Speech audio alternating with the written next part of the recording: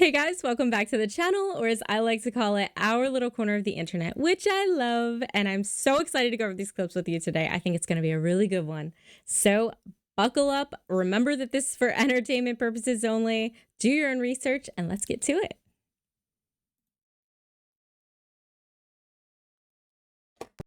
You are dizzy and nauseous, you think, oh, I showered too hot. No, you didn't. The shower head cuts open the water molecules and the chlorine turns into gas and fills your shower and turns it into a gas chamber, a chlor gas chamber or chlorine gas chamber. But then there are 256 different chemicals found in our drinking water, including all the drugs that are used for psychosomatic treatments, psychiatric treatments, and so on.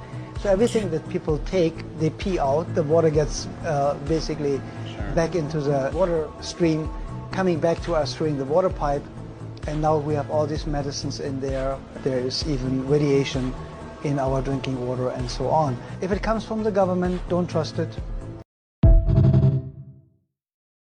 Yeah, so that's something I had never considered. We all know that there is stuff in our water that's not exactly there to help us, but I never really equated when you're showering and it's getting hot and it's the vapors of what the chemicals are in there. I mean, he's right. We are making like a gas chamber of sorts. I mean, I'm sure it's a small degree. That's why you just feel a little lightheaded and I still believe that the heat has something to do with it if you're one of those people that takes a really hot shower, but I believe this to an extent. And it's horrifying. Remember that when you go to take like a really long shower. Don't. All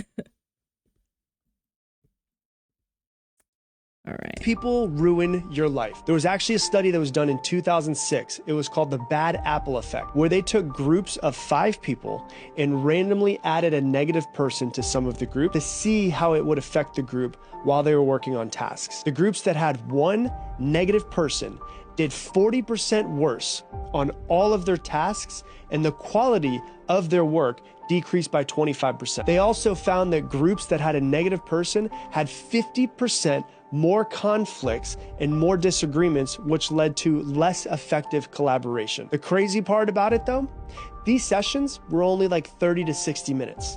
Some of you have had negative people in your life your entire life though. Imagine what they're doing to you mentally. The only part of anything he said that I disagree with is that people ruin your life. I think that's way too generalized, but I do believe that we all have light and dark inside us, everyone. So it is very important to choose light whenever you can, all the time. Choose light and be very careful of who you choose to exchange your energy with. It's really important, and it does affect. I mean, look at just 60 minutes of collaboration with someone full of negativity. It can just bring everyone down. And it's true. We all know that's true. You all know that person that you thought of when you think of the most negative person you know. They just drain the room. It's like a light bulb goes out. So it's tough. It is tough to step out of your comfort zone and meet new people to hang out with and let go of ties that you've had for a long time, but not all of them are healthy ties. Some people are toxic. And I'm not saying that they don't have the chance to be good or have great lives, but some people are toxic for you. And that's up to you to decide what you allow in.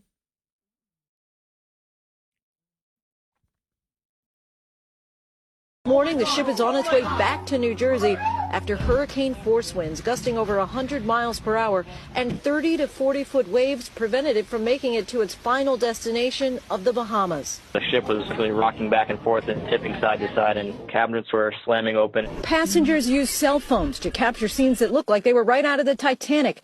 Flying furniture and shattered glass as massive waves pounded the anthem of the seas as it moved right into a rough storm off the Carolina coast not long after leaving New Jersey over the weekend. The captain ordering the 4,500 passengers and 1,600 crew members to stay in their rooms for hours. The amount that things were Shifting around our room was a little frightening. 4 passengers suffered minor injuries. Now some on board blame the captain. I'm really concerned about the captain's judgment in this situation. I really resent the fact that he put 6,000 people's lives at risk, taking us into a storm that was predicted. Royal Caribbean apologized to passengers in a statement Monday, adding, while the weather was unpleasant, the ship remained seaworthy at all times. We thank the captain and crew for guiding the ship safely back to better weather. That's tough. I am so glad that everyone is okay. That could have gone way worse. Obviously, people got injured, but it could have gone way worse. How horrifying of a scene. My thought was, who's taking this video? But it's could be drone footage, could be another boat, could be who knows, but it happened and it's scary. I was on one cruise in my entire life. It was really cool. The thing that stood out the most to me was the never-ending ice cream machine. You could just go any time of the day and get a little ice cream cone. That was awesome. But probably good it only lasted a week. But luckily we didn't have this. Are you guys into cruises? I know they have good deals sometimes. You can see some really cool spots that you wouldn't normally, or multiple stops. That's kind of neat. What do you think about cruises? I'm more and more scared, though, I will say. Hey guys, just a quick reminder that I make these videos every single day of the week. So if you're not already subscribed and you're enjoying these videos half as much as I am enjoying making them, go on ahead and hit that subscribe button so you can join our incredible community here. Hands down, the best people. Just the best. I also want to say thank you so much to everybody who has subscribed, who has commented. I love the conversations that I get to have with you guys and watching the conversations that you have amongst yourselves. It's incredible. We're finding people that are subscribed to this channel that are from the same place. It's just beautiful. I think it's beautiful. And I also want to say that originally I was not going to have a show on Wednesday, but Grandmom Time was moved to Friday. So Friday, New York / Eastern Standard Time, I won't be having a show, but I will have one. This one today, we'll have tomorrow, and we'll have Thursday. So hope that wasn't confusing. I feel like I made it way more confusing than it needed to be, but we're going to go onward because we got lots more to show you. Let's go. Okay. Listen to this. Oh man, I meant to put up a better version of this. I am sorry. Bear with me. This is terrible audio, but you'll get the idea. My name is Montague William III. And what I will tell you may well sound absurd, but the less who believe it, the better for me. For you see, I'm in banking and big industry. For many a year we have controlled your lives, while you all just struggle and suffer in strife. We created the things that you don't really need, your sports cars and fashions, plasma TVs. I remember it clearly how all this began. Family secrets from father to son. Inherited knowledge that gives me the edge, while you peasant people lie sleeping at night in your beds. We control the money that controls your lives. So upon first seeing this, I had no idea what it was from. I assumed possibly a movie, but I did some digging so that we could have an answer. And this is actually a poem called The Banker. And it was written in 2009 by Craig James Moncure, who also produced and directed this video. And that is Michael. I don't know how to say his last name. Michael Davio. Possibly. He's, I believe, a Scottish actor who is playing this out. But I thought it was quite interesting of words. You can definitely go on ahead and read that if you want. Like I said, it's called The Banker, and it was written by Craig James Moncure. Interesting. Son of a gun! It's refreshment time!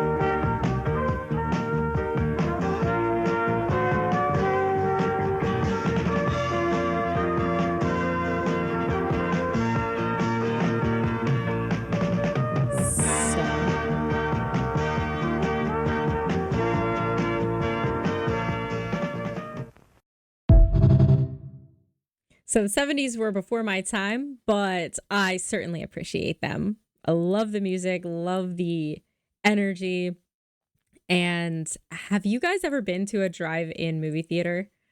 Um, there are a few of them still around, so I've gone quite a few times. Such a cool experience. I could see why people love it. Just everything, all the way down to waiting in the ridiculous line for refreshments is just incredible with the huge screen behind you.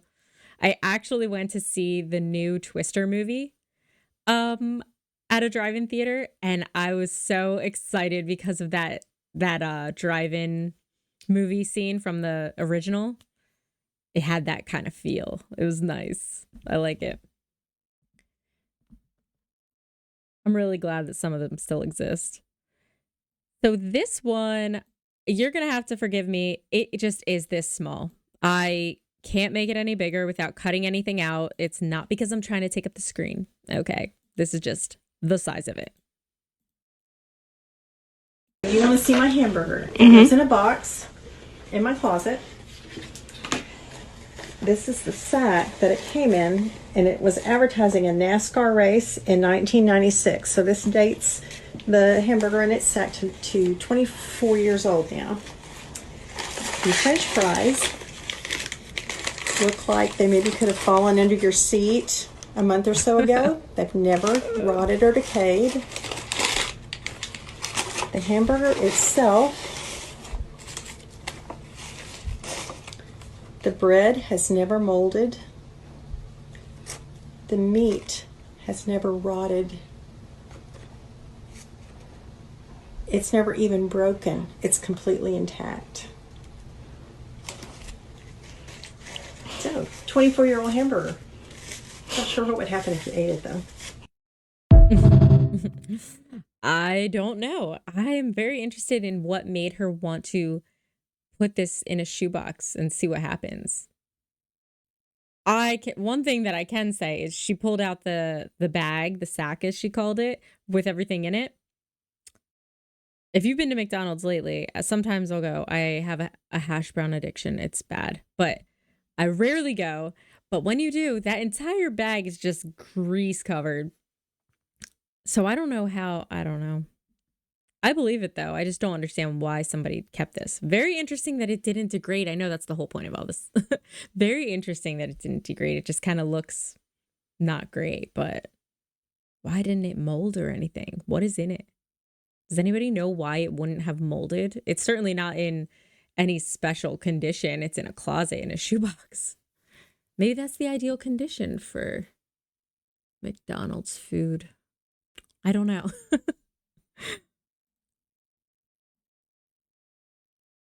All right. People with real-life superpowers. Gabby Gingras. She doesn't feel pain.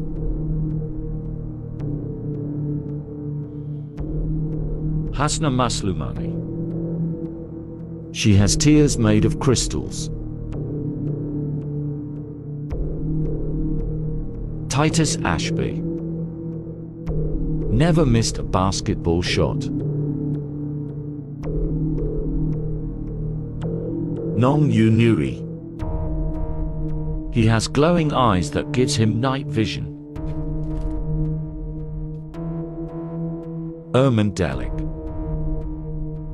His body attracts metal objects like a magnet. Natasha Denkina. She has X-ray vision, which helps her diagnose people health problems by just looking at them. Okay, so this may be the most research that I did for this entire video out of any of the categories, because I wanted to individually find out if any of this stuff was true, because I was a little skepty of some of it. And I have some answers. So the first person, skip on ahead if you don't want to hear this, but I am very interested in humans with superpowers. There was a TV show on this before that I used to love. Okay, so the person who feels no pain, that is true. And that's actually a documented condition. So that's not that uncommon. The person with the crystal tears, that is not true. And what they believe she's doing is putting glass in her eye to create that appearance. I mean, you know, there's something else you can do besides pretend to have crystal tears. It's not worth glass in your eye. So the little basketball kid, I believe he was around 2 when that footage was first taken. I found some stuff of when he was a little bit older. I mean, he was still a small child, but he was on like the Steve Harvey show, and I couldn't find any footage of him anywhere missing a shot.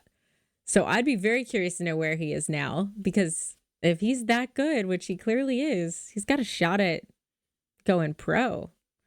Oh, the boy whose eyes glow in the dark. So basically they say that he has somewhat of cat eyes, and that they believe that if it were possible at all, he would have, it's called a tapetum. Oh man, why did I write this so terrible? Basically, it's a group of cells on the surface of your eyeball that all nocturnal animals have, so that that's why they get that glare, because they can see in the dark better. But they did a few tests. People went out and went into a dark room, and there was absolutely no proof of anything like this, nor did it seem like that. It is pretty striking that he has the blue eyes. It's uncharacteristic for where he's from, but that's about all scientists have said. I don't think this one's true. I kind of really wanted that one to be true. Magnet Boy, that's true. And that's rough, because people are just going to come stick stuff to you all the time. I mean, look at his life already. His parents are doing it. And X-Ray Girl. So the way that they tested X-Ray Girl was because they sent some scientists in, and she did her thing where she scanned them up and down, and she looked at them and she said, you have this, that, whatever wrong with you. And she said all sorts of stuff, like a slew of stuff. The guy even said, there's no way I could possibly know all this until my autopsy, and I'm not ready for that. So you just kind of have to take her for her word. So they came up with a different experiment where they took 6 people who were completely healthy and 6 people with 6 different ailments. And they said, okay, who has their appendix out? And they put these 12 people in front of her, and she had to choose which one it was. That way she could at least focus her x-ray on specific spots and whatever. She got like 4 right after struggling. So this ended up being debunked. That's another one that would have been cool to be true. But that's all we have on the super kids. But 3 out of 6 ain't bad. There are superhumans out there. Actually, I think we're all superhuman in some way. All right. The following footage is from a woman named Natasha in Maryland. She woke up to something odd on her living room windows, what appears to be these weird handprints. And when she went outside to investigate, she saw these claw markings on the ground. Automatically you think bear or some other, big cat. But we got to think about the location. She's in the suburbs in Maryland. So it's a populated area. It's not like they're out in the country. They're not where typically you would see this type of wildlife. So she actually doesn't think it's a bear. But the question remains, what was it? Take a look at this and tell me what you think.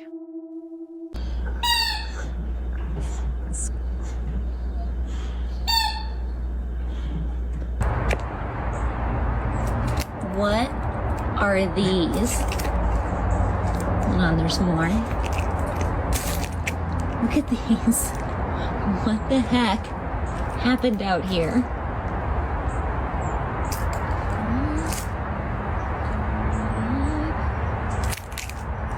What is happening outside my house? I definitely don't think those are claw marks that are large enough to be from a bear. I think the likelihood's probably not that great. The thing that concerned me was all the handprints on the window from the outside, which I wish that she kind of like did that to prove it was on the outside, but we're going to take her word for it. It was on the outside. That just struck me as something trying to get in And then all the claw marks just seemed like there was something going on out there that they wanted to get away from. But it could be a raccoon. It could be, I mean, raccoons have those little thingies, right? Could be anything. But it does seem a little bit like there was a struggle, and I hope everybody's okay. Why didn't you set up a camera yet? That would have been the first thing I did. Be like, welp, woke up, saw that. We're going to Home Depot.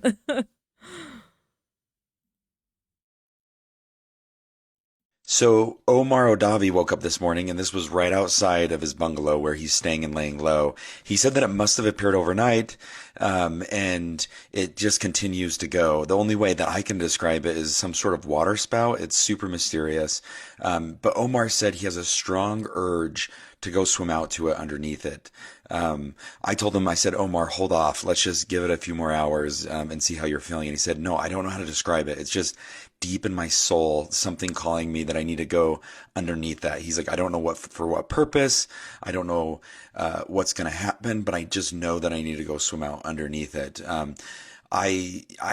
I kind of don't want him to, but I've learned that you have to trust Omar Odavi. He knows, he's usually right. Every time I, tell him, don't do that, and he says, no, I need to, he's the one that's right. And so what do you think? Do you think I should listen to him and encourage him to swim out underneath it? Or do you think I should tell him to hold off for a bit? This guy is too much. I always click his stuff, and then he says everything he says with a tone that you think he's serious. I don't believe him, but I think he thinks he's serious. But everything he said was a satire. I mean, it was just, he's just being sarcastic, because Omar Odali, who I believe he meant to say, is the guy who attracts sharks. They've done experiments and things like that. Like, we had a clip a long time ago where he was sitting on a beach chair and all these sharks, like right on the edge of the water on the chair with his legs up, and all the sharks like just came up to the least amount of water that they could to surround him. It was crazy. He just attracts sharks for whatever reason. I believe they suspected it had something to do with the iron levels in his blood or something like that. But wow, mega attractant of sharks. But I assume that's why he's saying that name specifically. But with regard to this sort of spout, I've never seen a spout in real life like this, so I can't really speak to if I think it's real or not. I want to say it is, but that's really scary if it is. And if it's AI, it looks really cool. And this guy does not know that guy. All right. Roughly around here, we start to work. And we work. We keep working all the way until we're 65 years old. So as you can see, that is most of your life. So it is very important to spend this time doing something that you love. Being a kid is nice. Retiring is nice. But what about the years in between? These should not be just a write-off and just waiting for Friday and just get through it and can't wait till retirement, because once those years are gone, they're gone. What I'm saying is, if you're working at a job that you hate just for a paycheck, then you need to make a change in your life. I'd agree. And I know that most people are going to say that's easier said than done. But let me tell you, it is not impossible. I came from a corporate background. I went to college for something completely different, got caught up in life, went into a terrible corporate route. And I'm not saying I didn't have any okay experiences, but it was soul crushing for someone who in their soul feels they need to be creative. So that's when I started my photography business, and it took up all of the time that I wasn't working, but it somehow still fed my soul and charged me to keep going. You need to find something that you love, and you need to at least be doing that on the side and get fulfillment, because if you are waking up every day with dread in your heart to go to work, I understand you can't just quit, but what you can do is make a plan and find other ways to fulfill your soul, because it will in the long run not be worth it. When you are old, you are not going to say, I'm so glad that I didn't do anything I loved for those 40 years or whatever. You're going to say, damn, I should have gone to the beach more, or I wish that I had picked up the paintbrush and been brave enough to put my art out there, or whatever your thing may be. Starting a YouTube channel. I mean, that's what I'm doing right here, right now. And it is never too late to change your life. It is never too early to change your life. There is no best time for anything. We could all sit around and save and be like, I want to have a year's savings before I do this or that. Do things responsibly. Don't leave yourself or your family screwed financially, but make financial decisions that make sense for you, and start living in a way that you actually enjoy waking up. It's the same thing to me as the people who obsessively go on vacations. I'm small. Hold on. It's the same thing to me as the people who obsessively go on vacations all the time. Why not work on building a home that you love so much you don't want to leave? Because that's how I feel. I love going away. I love traveling. I've taken multiple cross-country road trips, incredible experiences, but I think it's far more fulfilling to be somewhere that you love to be and building a home that you enjoy dwelling. So, just things to think about.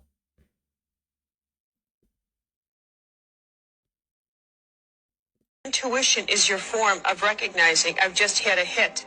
I'm getting information. Here's what is true. You won't become clearly intuitive if you don't have the capacity or the courage to follow your small intuitive hits. If you can't follow that, you sure aren't going to get a big one. How do you know when it's truly intuition and not wishful thinking or not, imagination? Yeah. Well, you know what? Because intuition makes you feel uncomfortable. Fantasy doesn't. Oh, wow. Now you got to say that again. Intuition makes you feel uncomfortable. Fantasy doesn't. It's that kind of funky feeling. And somehow or other, with clear intuition, comes a package of courage that you don't get with fantasy. It's like a little battery that gets plugged into your solar plexus, gets plugged into your gut. And it begins to boom, boom, boom, boom, throb constantly. It's relentless. And it gets louder at night. You can count on it. Intuition becomes absolutely obnoxious at night, all right? Until you start doing something about it. And when you start following it, then you begin to experience the phenomenon of synchronicity. Whereas, if it's a manufactured fantasy, you don't get that kind of help. You absolutely don't get that kind of help. You get closed doors. Yeah, you get closed doors, or, people are reminded to forgive and let go. When people are holding on to grudges or can't think kindly of somebody, think of how many times you're reminded, will you get on with it and let this go? Now, what intuition generally does is it's a form of guidance for tomorrow and for today, to make the right choices today so that your tomorrow plays out the way it should. You can't get a clear intuitive hit because you're unable to act on it. You enter fog. You enter chaos. And it's a healing chaos. It's a protective chaos. Because you're not able to move forward anyway. Until you let go of the past. So all your intuition will be telling you is, let go of the past, because without doing that, I cannot give you a clear choice about tomorrow, because you don't have the energy nor the focus to act on it. When you get an intuitive hunch, and usually intuitive hunches will direct you to take the most outrageous path in your life. Take it. I mean, yeah, she said it fantastically. She touched on so many aspects of this, so I don't even know which thing to say, except for to add to it that I think fear adds a great deal to, she's saying clinging to the past, but I think our fear of change and complacency are another issue within ourselves. And I also believe that almost every answer that you seek lives inside you, and you're either not ready to hear it or believe it, or you have more work on yourself to do before you can move forward. So I think we're all here on a journey. We all have a mission within ourselves. You just have to listen. Intuition is very important, and you can't confuse it with how do I want to say it? Just something that you really want. It's not the same thing as the deep knowing inside you. Like, that's how I felt when I started this. I just knew that it was the right thing for me, wherever it may lead. However, like I've said this many times, if 860 or 50 subscribers is the amount of subscribers we are meant to have here, I am content with that. And I could not mean that or convey that more strongly. Because I am happy with what we're doing here. I am happy with what we're building. It gives me an immense sense of purpose. And I just have a feeling, and that's my intuition that told me now is the time to start, because it's the same thing. If you just keep going and you keep going and you keep going and you're unhappy and you never make those changes. I woke up and I said, I could have done this 3 years ago. I mean, that's heartbreaking to think, but imagine if I did it 3 years ago, I may not have met any of you just because of where we all were in our lives. The algorithm may not have reached you. So everything was meant to be in the way that it turned out. But I am just grateful that I finally got the courage to hit record, and you can definitely do it too. It's baby steps though. It's baby steps, and get yourself ready mentally. You deserve to be happy, and you deserve respect, and you deserve success. You can have it all. You can have it all. But first, very first, you have to believe that you deserve it, and you have to know that you can do it. I promise I'm right. These cats saved a family cafe from going out of... This is the good news of the day. If you haven't noticed, it's about cats, but it's really good. Okay. These cats saved a family cafe from going out of business, and they did it by continuously climbing on and knocking over their decor. The Diorama restaurant is a train-themed restaurant in Japan with model trains running throughout. Like many other small businesses, they experienced significant financial difficulty in 2020. But on June 10th of that year, the restaurant's owner, Naoki, noticed a week-old kitten all alone outside their front doors, and he decided to take him in and name him Simba. The next day, Simba's mother showed up, so he started feeding her too and letting her come and go as she pleased. And one rainy day, Simba's mother brought the rest of her kittens with her, and they didn't leave. Naoki's family was already struggling to get by and facing the possibility of losing their business. And he knew that each new mouth to feed would make their budget even tighter. But feeling like Simba's mother had put her trust in him, he knew he couldn't let her down. So he officially adopted all of them, and he started posting photos and videos of them climbing around the model trains to the restaurant's social media page. What he didn't expect is how much the internet would love the railway cats and their antics. They created huge new demand for the restaurant and allowed it to stay open. Now, as a thank you to the cat community for helping his family, Naoki has continued rescuing cats and even added a cat hotel and shelter to the top floor of the restaurant, where people can sip tea with adoptable rescue cats and maybe even take one home. I'm Jen, and I post something positive every day. How sweet. I love that. And I love that they show gratefulness towards those cats, because it was a hardship that they could not really afford to take on. But because they did it, they were rewarded so immensely from the universe that they continued to pay it back. And I bet it just keeps serving them and bringing them joy. Plus, what good they're doing in the world. It's amazing. I love it.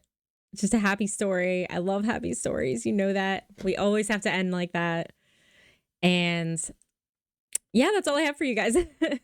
I just want to say thank you for being here. I really hope you enjoyed these clips. I know I talked kind of a lot today, but I did a lot of research to be able to do that. So I hope you have a fantastic rest of your day. I really appreciate you guys. I can't wait to hear what you think. And I know that we've gotten some suggestions of doing a couple of deep dives, like full episodes on one specific topic. if that's something that you guys would like to do, if more people are interested in that, I keep booping this. Let me know, and let me know what topics you'd like me to cover, because I can definitely get into that. I loves me some research.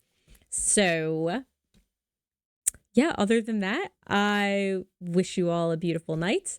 I want to say thank you to my grandma, my beautiful family, for the support and just being wonderful. And I love you guys. I hope you have a beautiful night, beautiful day. Work goes great. Health is fantastic. Family's great. Everything is looking up. That's what I want for you guys. And I'm sending you so much positivity right now. So enjoy the rest of your day. Mwah.